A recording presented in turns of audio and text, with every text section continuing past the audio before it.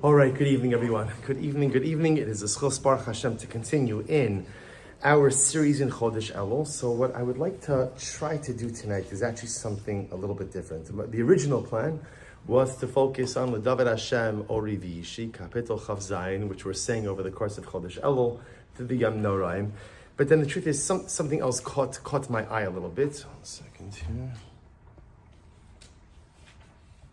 Something else caught my eye a little bit that I wanted to share with you that I think perhaps also could help us relate to Chodesh Elul in a little bit more of an impactful and meaningful way. So let's begin with source number 1. Again, still a quote from Tehillim. David HaMelech writes, Tiku b'chodesh shofar b'kesa liyom chagenu. So literally, again, sound the shofar on the new moon, on the appointed time for the day of our festival. So this is an incredibly important pasuk for the season in which we are in, as the Gemara in number 2 of Maseches Rosh Hashanah says, Tiku b'chodesh shofar b'kes liyom chagenu. So interestingly enough, so it's not like so much of Sefer Tehillim, it's not immediately clear like what is David HaMelech referring to? Like what's the pasuk about? What's the message? So the Gemara says, so let's analyze. Tiku b'chodesh shofar, so literally again, sound the shofar during the month, b'kesa liyom chagenu, when it, which sounds like the moon, is hidden at the time of our yontiv. So sound the shofar during a yontiv at the time when the moon is hidden during yontiv. So the Gemara says, when is the moon hidden during yontiv?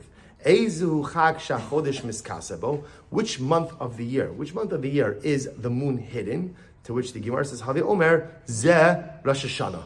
It refers to Rosh Hashanah, because remember again, interestingly enough, about all of our Yom Tovim always occur when? Middle of the month. So remember, not all of them, but remember, Sukkot is the 15th of the month.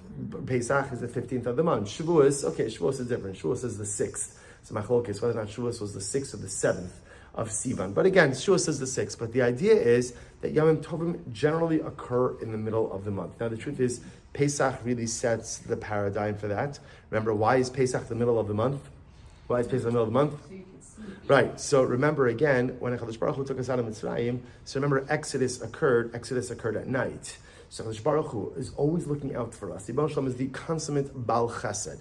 He's always trying to look out for us, always trying to take care of us. And as such, he takes us out during a time of the month when there is the greatest amount of illumination. Again, it's harder for us to appreciate these things because we live in an age of artificial light. But again, if you're ever at a place where there's not a lot of artificial light, the moon is brilliant and the moon is beautiful and the moon gives off a tremendous amount of natural light. In any event, so the Gemara says, so which is the Yom Tov in which the moon is hidden? Which Yom Tov is the moon hidden? The Gemara says there's only one. Havi Omer Zer Rosh Hashanah. The only Yom Tov in which the moon is not visible, because remember again, the moon waxes and wanes, and the way it works, we all know this. The moon at the beginning of the month is barely visible, then it becomes a little bit larger. By mid-month, it's complete, and then it begins to wane again as the month closes out. So which is the only Yom Tov in which the moon is not visible? Have Omer Zer Rosh Hashanah.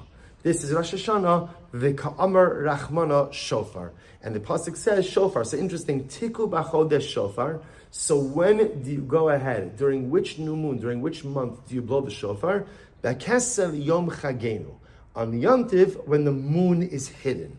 Which is the only Yom Tov in which the moon is hidden? Rosh Hashanah. Now, obviously, to be clear, this pasuk is not the source for the fact that we blow the shofar in Rosh Hashanah, right? Because the pasuk in the Torah says, and it's not a topic for tonight. Next week, we'll speak a little bit more about Rosh Hashanah, and we'll delve into, that's our official pre-yomtiv shir slot next, right?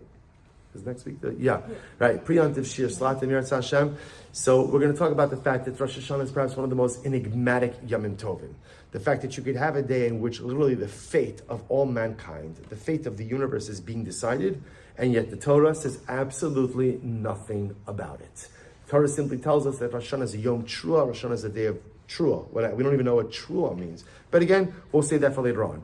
The point that I'm trying to make to you over here is David HaMelech is highlighting the central role that the moon plays within our lives. There is a Yom Tiv in which you blow the shofar. It's the Yom Tiv which occurs when the moon is hidden. But the truth is, we already appreciate the significance of the moon long before David HaMelech. If you take a look at number 3, so this is in the beginning of Shmos, Parshas Bo. The first mitzvah that the Torah gives us. First mitzvah. Now again, the truth is, I should say it's the first national mitzvah. Now there are mitzvahs given in Sefer Bereshis. For example, Adam and Chava are told, Peru or Revu, to procreate. There's mitzvah of Gida Nosha, not consuming the sciatic nerve. In general, we have a concept, bris milah, but generally there's a concept of ein lemedin davar mikodem matan Torah. No binding halacha is learned before Sinaitic revelation. So anything that occurs in Bereshis is usually said again later on, somewhere else in the Torah. The first mitzvah that is given to us as a people is in number 3. The first mitzvah, first national mitzvah given to us while we were in Egypt, HaChodesh hazeh lochem rosh chadoshim rishon hu lechodshei hashana. Kadosh Baruch Hu says, this month is the first of all months, the first of the year. Which month is it referring to? Nisan. Excellent. What's the mitzvah being given to Klal Yisrael over here? What's the mitzvah? Specifically, Kiddush HaChodesh. Kiddush HaChodesh, the concept of the sanctification of the new moon. Remember again, this is we're not really familiar with this mitzvah as much because we have a set calendar. But before the calendar as we have it was set, how would the Sanhedrin declare Rosh Chodesh? 2 witnesses would come. They'd show up in front of the Sanhedrin in the Beis HaMikdash. They'd give testimony. The moon looked like this, the moon looked like that. They'd be cross-examined and questioned and everything else. And if their testimony checked out, Beis Din would declare Rosh Chodesh. Now the good news is, and we know in the Jewish calendar, a month is either 29 days or 30 days, right? So we already know that the latest Rosh Chodesh is by day 31. But nevertheless, there was this concept of Kiddush HaChodesh. The concept of Baruch Hu saying that at the end of the day, how do you declare the new month? People come, and Beis Din, the high court, is responsible for going ahead and declaring the new month. Why is this the first mitzvah? Right? Let me ask it differently. If Kadosh Baruch Hu consulted you, right, wanted your opinion on what should be the first mitzvah for Klal Yisrael, what would you suggest? Shabbos is a good one. Yeah, pretty much anything other than Kiddush HaChodesh, right? In other words, that this mitzvah seems to be totally uninspiring, not really relevant for the overwhelming majority. I mean, it's relevant for us because we need to know when Rosh Chodesh is, but 99% of the population is not involved in it. So it's interesting that the first mitzvah that the Ribono Shel Olam gives to us is Kiddush HaChodesh. And there are many answers and interpretations or explanations for this. 2 that are the most primary and common ones, which is number 1, HaKadosh Baruch Hu is telling us Kiddush HaChodesh means that we have the ability to control time. So remember again, what's incredibly unique about our calendar is we control it. In fact, if you look, the way Kiddush on Shabbos and Yom Tov is structured is dramatically different. How do we end Kiddush on Friday night? Baruch Atah Hashem, Mekadesh HaShabbos. Who creates the sanctity of Shabbos? Who? The Ribono Shel Olam. We all know this, right? Shabbos comes candlelighting and it's getting earlier and earlier, right? So it comes, I think like this week is like 7:50, maybe something like that, right? 6:50, sorry, right? I don't do that much at home, so it's all right. It's 6:50, right? And what's incredible is that it's Shabbos whether you're ready or not, right? In other words, like it makes absolutely no difference, like what you think or what your involvement is. Shabbos comes. That's why I say Baruch Atah Hashem Mekadesh HaShabbos. The sanctity of Shabbos comes from Hashem. Contrast that with Kiddush on Yom Tov. How do we end off Kiddush on Yom Tov? Baruch Atah Hashem Mekadesh Yisrael v'Hazmanim. Blessed are you, Hashem, who blesses Klal Yisrael and the Yomim Tovim. Why is that the bracha? Because what they're saying is, Kadosh Baruch Hu, you've endowed us with Kedusha, and as a result, we take our Kedusha and we endow Yom Tov with Kedusha. We make Yom Tov. So what HaKadosh Baruch Hu was showing us was, we have control over time. If there's one thing that a slave does not control, it is his time. A slave is on someone else's schedule. A slave is bound by someone else's daily routine. A slave has 0 time autonomy. The first mitzvah that the Ribono Shel Olam gives us is time autonomy. I control my time, which is incredibly important because for many of us, the greatest excuse for non-performance in life is I didn't have time. So remember, time is a finite, non-renewable resource, and therefore you have to use it in the right way. If you didn't have time for something, it means you didn't allocate time for that thing. Now, maybe there's a good reason why I didn't allocate time for it, but you can't blame on not having time. There's time. There's time. And you know what the great part about time is? The great part about time is there's no surprises, right? It's not like, oh my gosh, there was 1 hour less today, right? Or in other words, like there was 50 minutes shorter today. It's the same amount of time. Same amount of time. You know how it works every single day. Okay, sunrise, sunset changes, but day starts at the same time, ends at the same time. You have the same block of time, same number of hours. And HaKadosh Baruch Hu says, don't live a life of excuses saying you don't have time. You chose not to allocate time, which, by the way, is fine. I chose to allocate time to this and not to that. That's a decision. That's a decision. But HaKadosh Baruch Hu says, there's no such thing as I didn't have time. Time is yours. HaChodesh Hazal Lachem, time is yours. That's reason. So now when you think about it through that perspective, what a powerful mitzvah to give us the first mitzvah. But there's another reason as well. The other reason is what we're going to focus on tonight is there's a very strong connection between Klal Yisrael and the moon. A very strong connection. What's the connection between Klal Yisrael and the moon? So there's really two pieces. Number one, the moon, we know, does not generate its own light. The moon reflects the light of the sun. So remember, again, if you think about it, the Jew shines with incredible light. But where does my light come from? My light comes from HaKadosh Baruch Hu. My light comes from Torah. My light comes from Ruchnius. I am as luminescent as the spiritual light that I am reflecting. And therefore, again, if I'm not building a life with Ruchnius, and I'm not reflecting the light of HaKadosh Baruch Hu and Torah mitzvahs, my moon is going to be very dull. My light is going to be very dull. But there's even a deeper reason. The power of the moon is that the moon is inconsistent. The moon is inconsistent. The moon waxes and wanes. And HaKadosh Baruch Hu is giving us such a profound... You know what's interesting? What's the thing we struggle for? What is the thing we struggle most to attain in life? Consistency. What's the thing that we almost never attain in life? Consistency. And by the way, that's by design. On one hand, I want to be consistent. Now, by the way, where does that internal desire for consistency? And by the way, you plug this into anything, right? I want to be consistent in marriage. I want to be consistent as a student. I want to be consistent as a Jew. Everything in life, I want to be consistent. And my greatest struggle in life is consistency.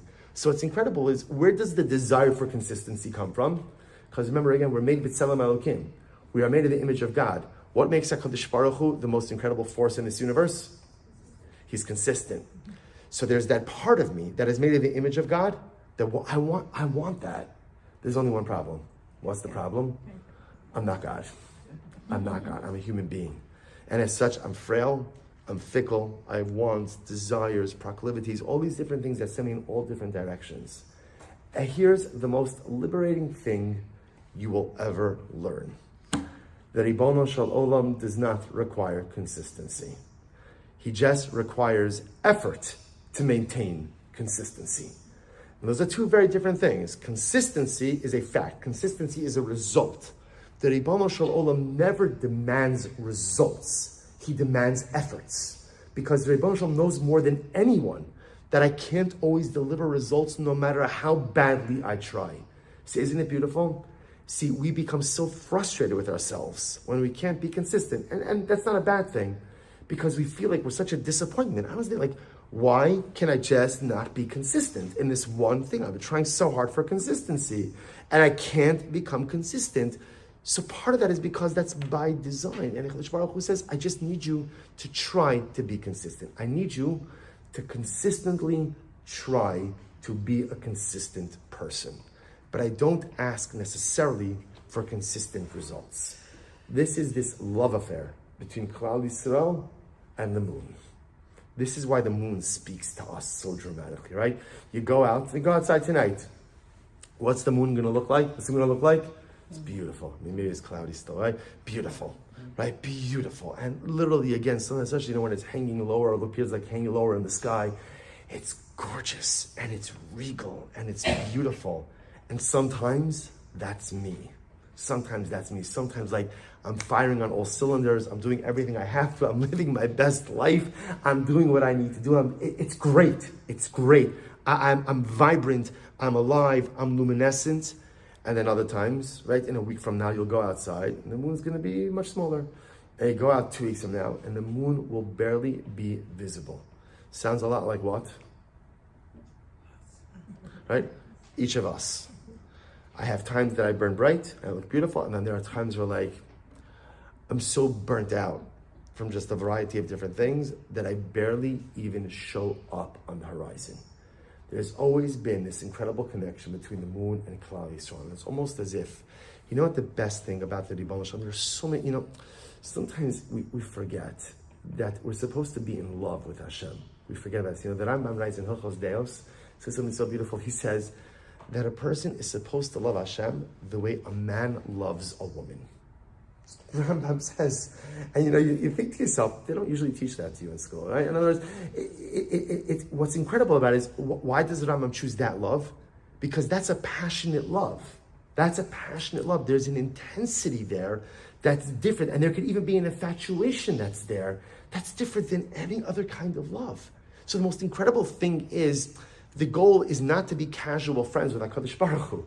The goal is not to be like, I love you, God, but I think we should see other people. Like it's not to be friends. It's not even to be a parent and a child, and it's not to be a servant and a king. It's to be that I'm just like a man and a woman, to have that intensity of love with the Ribbon Shalom. The reason, so why is it so difficult for us? And I think one of the reasons is because I think so many of us walk around life thinking that HaKadosh Baruch Hu is disappointed in us. Because I'm disappointed in me. I'm disappointed in me. And most of us, right, what number one reason why most of us are disappointed in ourselves, number one reason is because I know I'm inconsistent. I know, and I'm annoyed with myself. I'm disappointed with myself. And so we project, if I'm disappointed with me, HaKadosh Baruch Hu must be disappointed in me. And so because of that, it's almost like, when you project your feelings onto someone else, you create a relationship barrier. So it's almost like unknowingly, we create a barrier between ourselves and HaKadosh Baruch Hu because we assume that HaKadosh Baruch Hu is disappointed in us. And meanwhile, HaKadosh Baruch Hu is like, stop it. Stop. It's not a direct quote, but you understand. Stop it. What are you doing? I love you. I love you more than anything. You're inconsistent. Shkoyach. I created you. I know you better than yourself. And never in a million years did I ever expect you to be consistent. I just expected you to consistently try to be consistent, recognizing that even if you consistently try to be consistent, you're going to be inconsistently inconsistent. or consistently inconsistent, I should say. I got it. I got it. Baruch Hu says. So meanwhile, the Baruch Shalom is like, I love you, you're great. All I need you to do is try. That's all. Just try. Just try. You do deliver results, don't deliver results. I'm so in love with you. And so HaKadosh Baruch Hu, and that's why we one of the greatest things we miss out in life, greatest things, is a loving relationship with Hashem. We walk around fearful of Hashem, we walk around questioning Hashem, all different kinds of things, but we miss the opportunity to fall in love with God. And if you've ever tasted that love, if you've ever experienced that love, there's nothing sweeter and more beautiful in this entire universe. And HaKadosh Baruch Hu is showering it down upon us. We just have to stop being so disappointed in ourselves and projecting it onto HaKadosh Baruch Hu that we allow ourselves to reciprocate that love to Him. HaKadosh Baruch Hu gives us the first mitzvah of the moon. Why? So it's very validating. HaKadosh Baruch Hu says, you're the moon. You're the moon. I love you guys. You're all fantastic. You're the moon. You're not the sun. You're not the sun, right? The sun is consistent. The sun is always burning bright. You're not the sun. You're the moon. And HaKadosh Baruch Hu says, that's okay. That's okay. I love you. I love you for that, because you know what the great part about the moon is? The moon vanishes the end of the month, and then what happens? Comes back. It comes back. That's the greatness of the moon, right? The moon could just disappear into obscurity and remain that way, but it doesn't. Instead, it decides to go ahead and reemerge and resurface and rebuild. And that's all HaKadosh Baruch Hu asks of us again. The reason Hashem gives us this first mitzvah is because this mitzvah is literally the metaphor for what HaKadosh Baruch Hu wants of us in this world. Yet, with all of that, I'll show you something very interesting. And by the way, that's why if you'll notice at the beginning of every single month, I don't know if women do this. I don't think so. But that's why first Motzei Shabbos of every single month, what do? Kiddush Levana. Kiddush Levana, right? We go outside, and like the way we get started in the month is when obviously we're not davening to the moon, but we're ultimately making the bracha over the new moon, over Rosh Chodesh. And again, that's how I start the month. I'm the moon is me. We identify with each other, right? This is my experience. So right now, little moon, right? When you go outside for Kiddush Levana, the moon's a nothing. And sometimes I look up and I say like, moon, I know exactly how you feel. Because that's how pretty much I feel about myself as well. But that's okay. Let's go through this journey together. You're going to get bigger and better and brighter over the course of the month, and so will I. But yet, if you look at number 4, there's something very interesting that happens.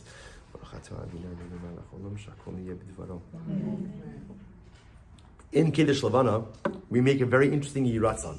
It's a beautiful tefillah at the end. Look what it writes. Number 4. Should be your will, Hashem. God, my God, and the God of my fathers. Lemalos pigimas halevana. When Mashiach comes, HaKadosh Baruch Hu, I'm asking you, and Amirat Hashem, you will fill in the deficiency of the moon. V'lo yeba shumiyot. There should be no deficiency in the moon. V'or halevana ke'or hachama u'ke'or shivas mebreshis. And one day, the moon will be just like the sun. So remember again, this harkens back to the Genesis narrative. We know the story. When HaKadosh Baruch Hu created the sun and the moon, the Torah says he created the Shnei Ma'oros HaGedolim, the 2 large luminaries. And then the Torah subsequently goes on to say that there was a large luminary, which shone by day, that was the sun, and a small luminary, Ma'ora Katon, Shalas Balayla, that's the moon. So Rashi points out the whole medrash that has a discussion between the moon and the sun. Originally, the moon and the sun were created equal. The moon says 2 kings cannot share the same crown. HaKadosh Baruch Hu says, you're right. Lech umi'et esatzmeich. Go make yourself smaller. Okay? Different shir, what exactly that means. Right? But the idea is, isn't it incredible in this Yiratzon? So here, the moon is great. I identify with the moon, right? The moon is fantastic. The moon is me, I'm the moon. We're all in this thing, in this world, in life together. And yet in this Yiratzon, what do we say? HaKadosh Baruch Hu, but one day, you'll make the moon back like the sun. One day you'll fill in the light deficiency of the moon. One day you'll make the moon that same source of consistent, luminescent, radiant light, just like the sun. Good.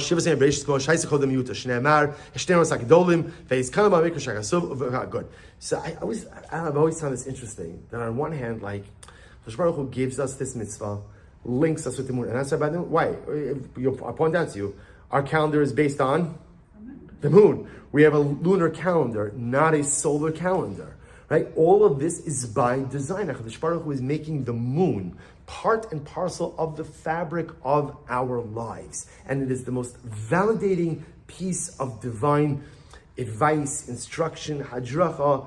We're the moon, and it's okay. And it's okay. HaKadosh Baruch Hu understands it. Just strive for consistency, even though you know that you will never deliver. And when you wax and you wane, just make sure not to give up, keep coming back. And yet, in the beginning of the month, as I'm almost like re-solidifying my relationship with this moon dynamic, I say, but you know what I really want to be? What I really want to be is the sun. I really want to be the sun. So the question is like, what does that mean? What does that mean? Again, if the sun represents consistency and the moon represents inconsistency, so what am I saying? That I want to be consistent, but we just got finished saying what makes HaKadosh Baruch Hu is that he's consistent, and what makes us mortal is that we're not consistent. So on one hand, I identify with the moon, but yet on the other hand, I'm asking HaKadosh Baruch Hu that I want one day to be like the sun. So what is it that I'm asking for when I say HaKadosh Baruch Hu, make me like the sun? It can't be the consistency, because that level of sun-like consistency, we are not really capable of delivering on. So what is it? So I want to show you something amazing. And the truth is, I was going to give a different shir tonight, but we actually did this Gemara that I'm going to quote to you now in Daf Yomi this morning. And the Gemara just impacted me in a very profound way. So I wanted to share. So look at number 5. This is from this morning's Daf Yomi. Bala Basra. The Gemara says as follows. I'm not going to give you all of the halachic background because it's not necessarily material to this. So we're kind of picking up mid-conversation. The Gemara says, Shmamina, Shimsha, Sumkasihi. The Gemara says, you see from here, there's a whole discussion. Okay, fine, I'll tell you, right? There's a whole discussion, right? About if you sell wheat and you end up delivering the wrong kind of wheat. So who's allowed to void the sale? So the Gemara says there are 2 types of wheat. 2 types of wheat. Red wheat and white wheat. Okay. And the Mishnah happens to call red wheat shachmasi. So the Gemara, through a whole bunch of etymological pieces, the Gemara says Shoshach Masi, which has the shorish of Chama, which means sun, must mean red. So the Gemara says, you see from here that the sun is red. The Gemara says, of course the sun is red. Teda, the kasam kut safro panya. So it's very obvious why. When the sun rises, you can see it's a red ball. When it sets, it's a red ball. What about the whole day? The reason why it doesn't look red throughout the day is because when it's set against the backdrop of the sky, the eye is not able to see the redness of the sun. But in the early morning, when the sun is against the backdrop of a dark sky, or at night, when the sun is against the backdrop of a dark sky, the sun is red. Okay, so this is something the Gemara says, you see from here, the sun is red. The Gemara then launches a different discussion where the pasuk compares saras to the sun.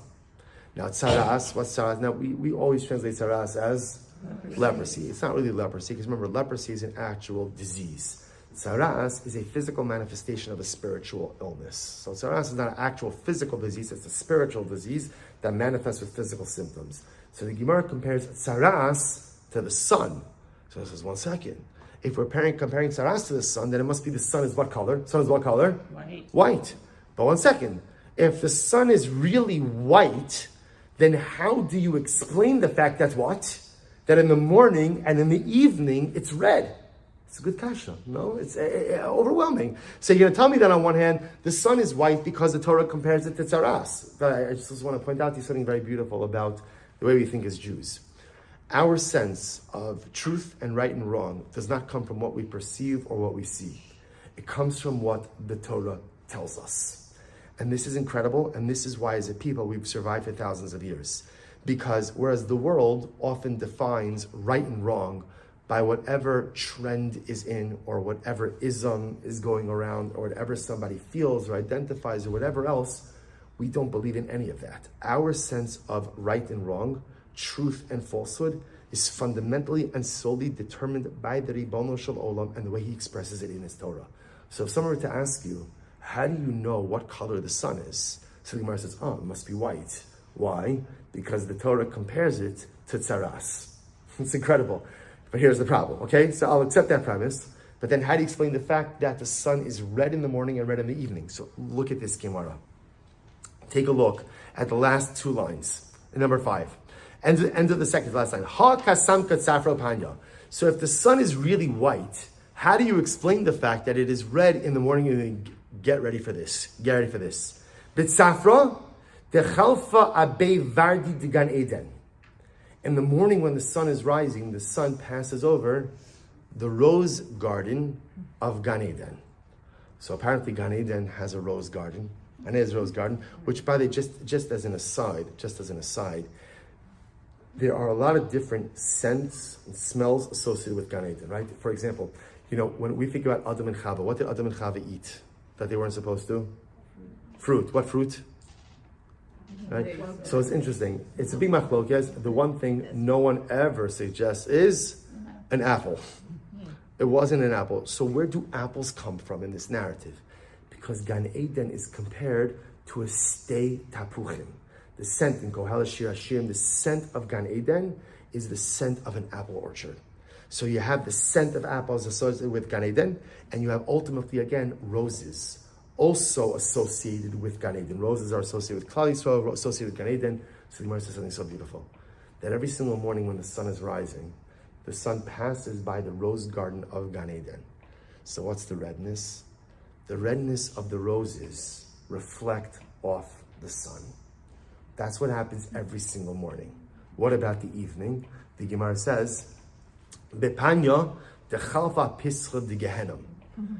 In the evening, when everyone understands this one, right? In the evening, when the sun is setting, it passes by the entranceway of Gehenim. There are fires in Gehenim, whatever that means, and the redness of the fires of Gehenim color the sun. So, leaving aside the machlokes about what color is the sun, is it red or is it white? One thing is clear, is it's red in the morning and it's red in the evening.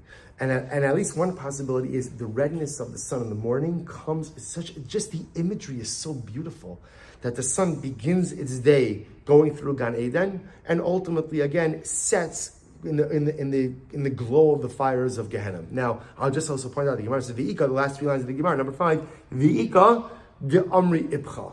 There are others who say the opposite, meaning that in the morning when it rises over the entranceway of Gehenna.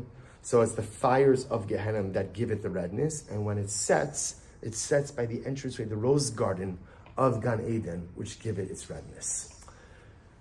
So when you see a Gemara like this, you remember, Chazal don't just say like nice things because they sound nice. There's always a deeper message embedded in it's such a beautiful, just the imagery. By the way, after you see this, you never look at a sunset or a sunrise the same, right? Everything, your entire perception of nature changes.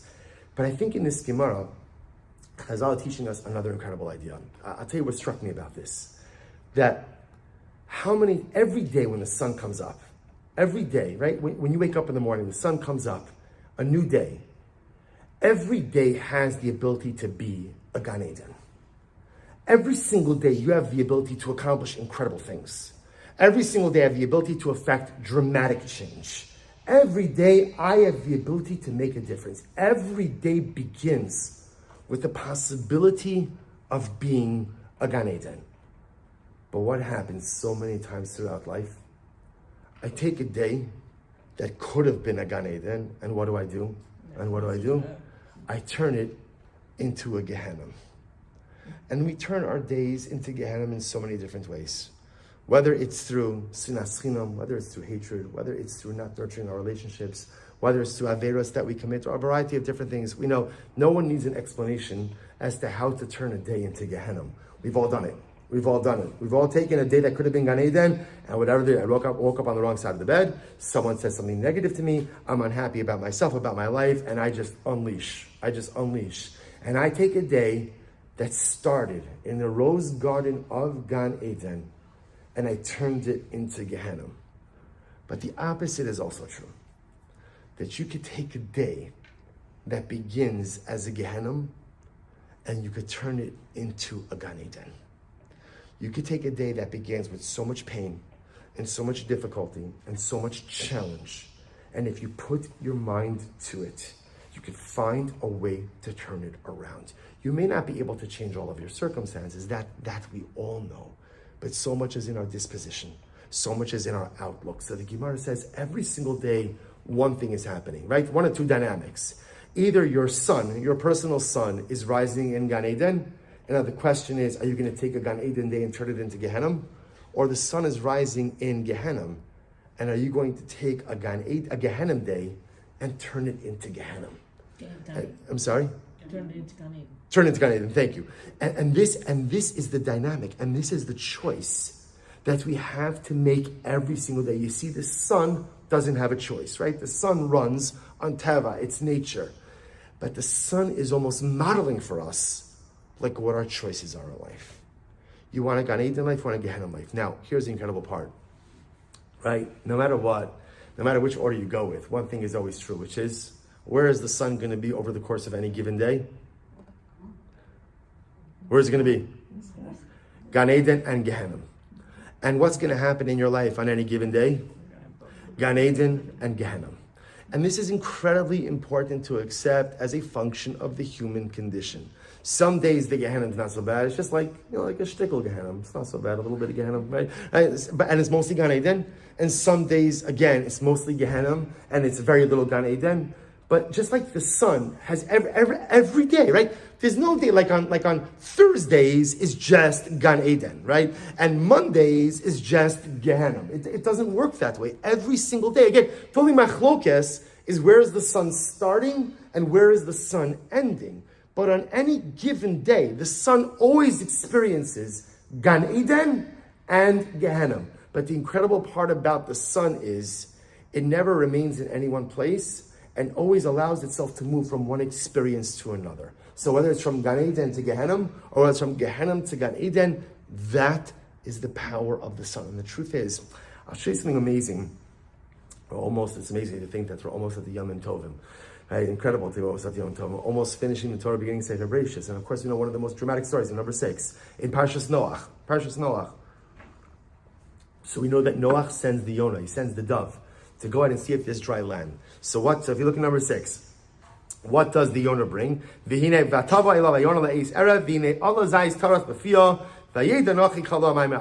dove goes out, the second time the dove goes out, and it comes back with an olive branch. An olive branch. So the Medrash number 7 says something amazing. Where did the dove get the olive branch from? I got it. We understand the olive branch represented what? That there was dry land. Just out of curiosity, where did it come from? So the Gemara says, Bibi Amar, Niftechula Sha'ari Gan Eden, V'Evio Osa. The dove flew into Gan Eden. The dove flew into Gan Eden and grabbed an olive branch from there. There's a beautiful sefer written by Rav Zuckerman, who was the founder of the Yeshivos Bnei Akiva in Eretz Yisrael. And he writes something so beautiful over here. He says, why is it that the dove got the olive branch from Gan Eden? And Rav Zuckerman, you can read it inside, but I'll tell you it outside. He says something so beautiful. He says, if you look at the story of the flood, what happened? HaKadosh Baruch Hu made a Gan Eden, and man turned it into a Gehenna. That was the story of the flood. HaKadosh Baruch Hu created a beautiful world, and man destroyed it. When the dove goes ahead and brings back the olive branch, the dove was showing Noach, if you want to, you could take Gehenna and rebuild it into Gan Eden. It's all a question of what you want to do. And perhaps in Kiddush Levana, this is worse. When Shalom, I'm a moon. Definitely a moon, right? We're all moons. At the end of the day, so much of me is embedded in the moon, so much of the moon is embedded in me. I wax and wane.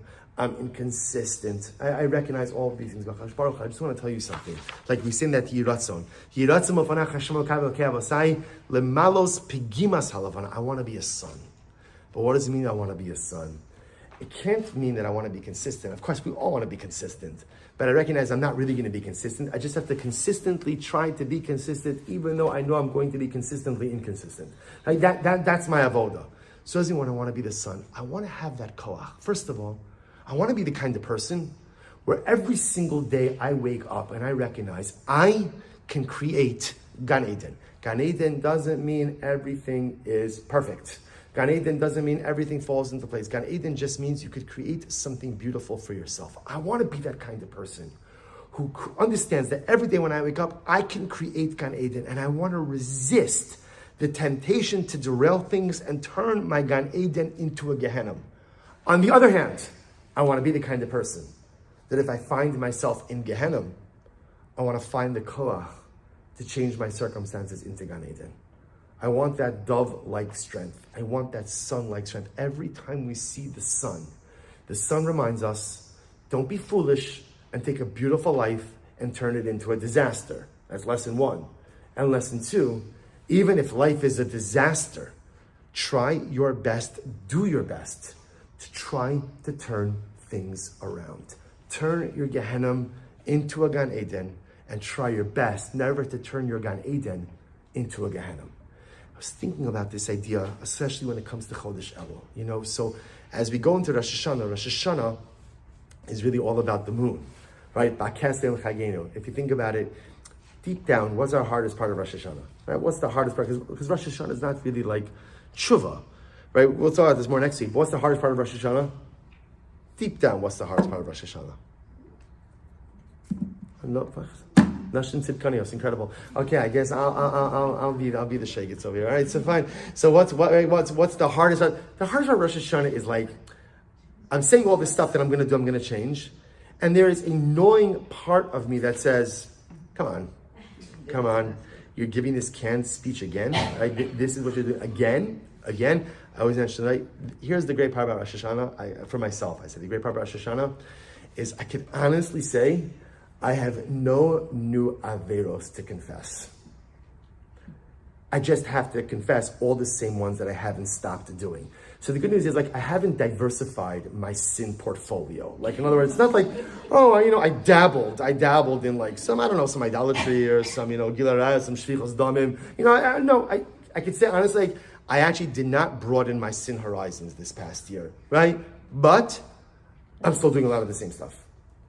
So Rosh Hashanah comes, and Rosh Hashanah's identity is embedded with the moon, almost as if to give us a Chodesh Baruch says, okay, I got it, I know, it's the same speech. Chodesh Baruch says, I've been listening to your same speech for decades. for decades, and it's okay, because maybe, you know what, maybe your father had the same speech, your grandfather had the same speech, your great-grandfather, so this is already minhag avosenu biyadenu, right? Already, again, they've been the same speech in your mishpacha for generations. Okay, it's okay, it's okay. Just once again, need you to try. Need you to try. So perhaps if Rosh Hashanah is about the moon, then Chodesh Elul is about the sun. That this is the month where I take a look at my life and I just ask myself, like, stop, because so many of us are on that, what do you call it? The hamster wheel, right? So on the hamster wheel, right? And we're running and we're running and we're running and we're accomplishing things, but like, life is like a blur. It's just a blur. And Chodesh Elul, like these days when I wake up in the morning, there has to be this conscious awareness. How do I make today Gan Eden? And how do I not mess it up? Because, you know, the default setting of life is Gan Eden. That's the default. More often than not, you have to mess stuff up in order for it to go. I'm not talking about crazy external circumstance. I'm talking just like day-to-day life. There's bracha, there's shefa, there's light, there's beauty. I have an opportunity for Gan Eden. How do I keep that and not run it into the grounds of Gehenna? And if I'm in Gehenna, maybe my life is really not what I want it to be. So you have a choice. When your life is not what you want it to be, you have a choice. Choice number one is, which is the favorite choice amongst most people, complain. Complain, followed by assignment of blame. Right? My life is not the way that I want it because of, and you could go in chronological order, severe to least severe, who impacted you most, who impacted you least, who you love most. And by the way, a lot of those things can be very legitimate because there are other people in our lives who have had terrible impacts on us. But you have to decide whether or not you want that to mark you for the rest of your life. You have to decide what you're going to do with that. So is this it? Is this it? I'm going to lament that this is my life. Woe is me because of all the things, legitimate, difficult things that happened to me. Okay, that's it. So my avoda is to complain and to lament about the life I could have had but didn't have, and this is where I am.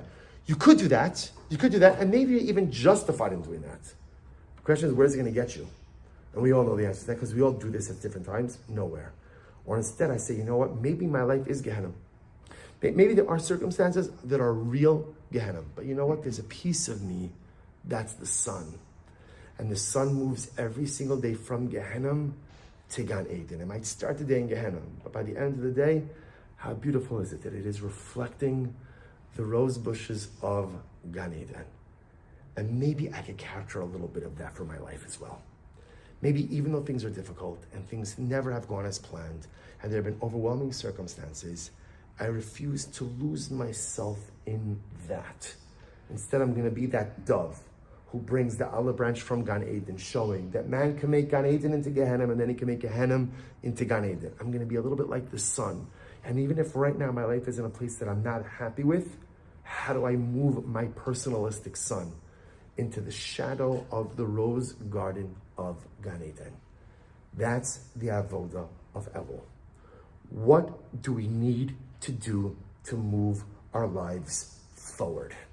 What do I need to do to preserve the beauty? And if you're in Gan Eden, beautiful, beautiful. If you're living in Gan Eden, absolutely fantastic. Then your avoda is to figure out how do you stay there and not derail yourself.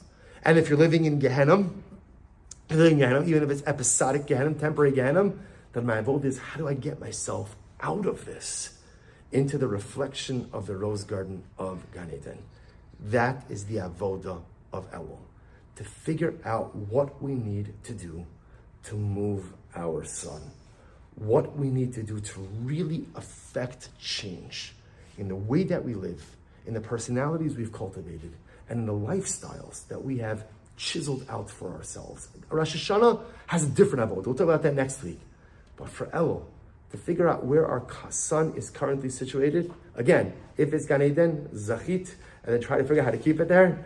And if it's Gehenna, how do I move it forward? This is our avoda of Elul. Just imagine that if we all make the necessary adjustments, even some of the adjustments and some of the tweaks and some of the changes, imagine what it must be like to live in the glow of the rose garden of Gan Eden.